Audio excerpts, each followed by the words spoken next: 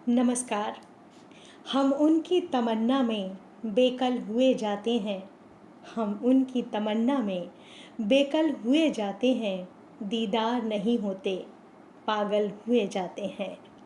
लेकिन दोस्तों, पागल होने की कोई ज़रूरत नहीं, क्योंकि हम आपको यहाँ पर ले आए हैं मैसूर के प्रसिद्ध सी शेल म्यूज़ियम में। ये म्यूज़ियम विश्व ख्याति प्राप्त है। Guinness book of world record में इसका नाम दर्ज है।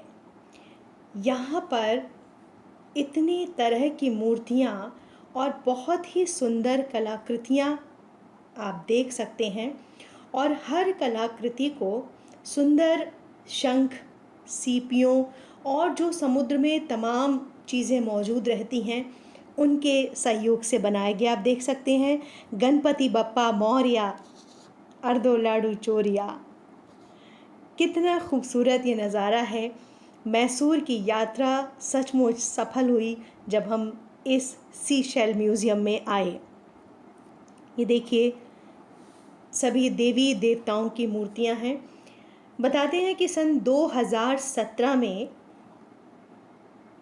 गीता महादेव प्रसाद जो मंत्री थी, उन्होंने उद्घाटन किया था इस सीपियों और शंखों से बनी सुंदर संरचनाओं और मूर्तियों के संग्रहालय कलाश्री का।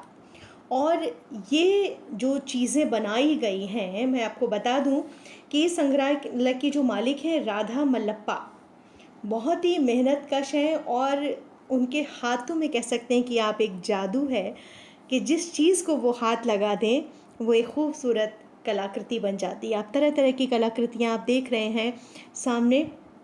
कहीं पे सुंदर फूल उन्होंने बनाए हैं, तो कहीं देवी देवताओं की मूर्तियाँ बनाई हैं, और कहीं कहीं पर सुंदर जो समुद्र का दृश्य होता है उसको उकेरने का प्रयास किया है। अभी आप देखेंगे एक बहुत ही सुंदर, ये देखिए पेंगुइन, और किस तरह से सुंदर सुंदर छोटे छोटे सीपियों और शंखों से ये चीज़ें बनाई गई हैं।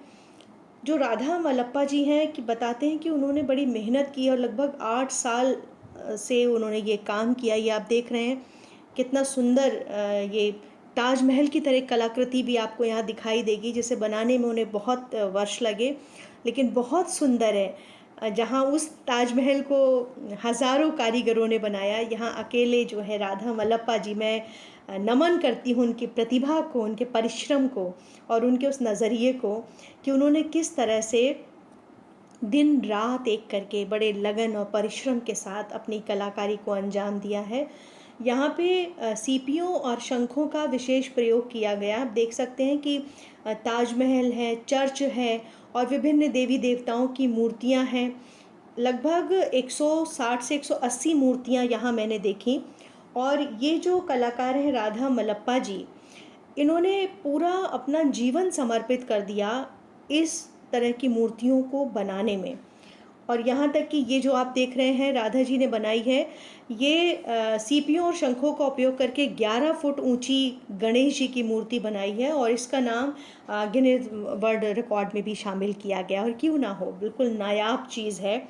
राधा जी ने बताया भी था, एक बार मैंने पढ़ा था समाचार पत्रों में, कि वो पिछले 30-35 वर्षों से लगातार काम कर रही हैं, और उनका मन था कि ये जो ताजमहल है इसकी संरचना को वो भी गढ़ें।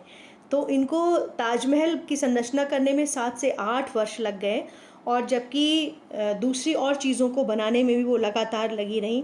वो कहती हैं कि मैंने सीपियों और शंखों का उपयोग करके 160 मॉडल बनाने में लगभग 4 करोड़ रुपए खर्च किए हैं, और प्रत्येक सीप की कीमत 8 रुपये। उसके हिसाब से आप लगा सकते हैं कितनी सीपियों और शंखों का यहाँ पे प्रयोग किया गया है। और ये सारे सीपी और शंख जो है कहीं एक जगह से नहीं मिले, बल्कि वो बताती हैं कि कन्याकुमारी, रामेश्वरम और विदेशों से भी उन्होंने सीपियाँ मंगवाकर विभिन्न मूर्तियाँ बनाने के लिए हज़ारों किलोग्राम सीपियों का प्रयोग किया है।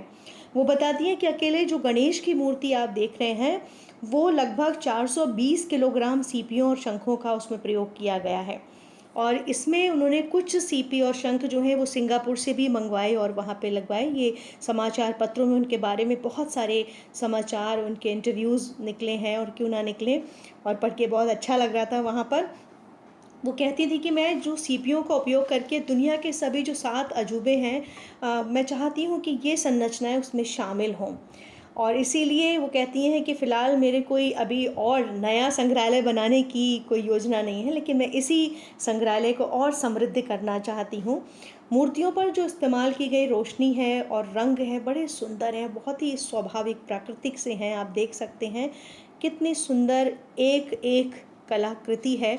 हम जब यहाँ पर मैसूर महोत्सव के दौरान घूमने गए, तो सचमुच हमें लगा कि अब हमारी यात्रा जो है वो पूर्ण हो गई, क्योंकि जैसे-जैसे एक-एक कलाकृति पर नज़र पड़ती, दिल से जो वाह निकलती है, वो खुद ब खुद आ रही थी। और लग रहा था कि एहसास तेरा दिल में अरमान जगाता है, एहसास तेरा दिल में अरमान जगाता है, खद्दर के लबादे भी मखमल हुए जाते हैं, खद्दर के लबादे भी मखमल हुए जाते हैं। तो ये जो मोहब्बत होती है, जो आप किसी भी चीज़ से कर सकते हैं, अपनी प्रतिभा, अपनी कला से, वो बहुत ज़रूरी होती है ज़िंदगी को नायाब बनाने के लिए।